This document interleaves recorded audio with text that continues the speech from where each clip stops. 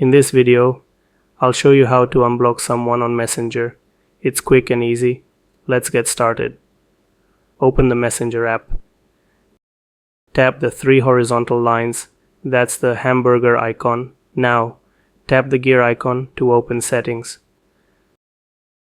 Swipe down until you see Privacy and Safety under the Preferences section and tap on it.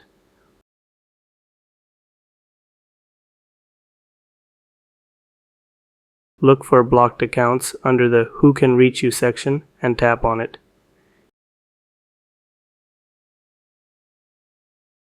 You'll see a list of people you've blocked. Tap the name of the person you want to unblock.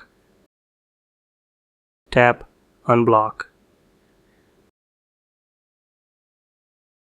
Remember, when you block someone, they are removed from your friends list, so you'll need to send them a friend request again if you want to be friends. That's it. I hope this video helped you. If it did, please like it. It really helps me. Thank you.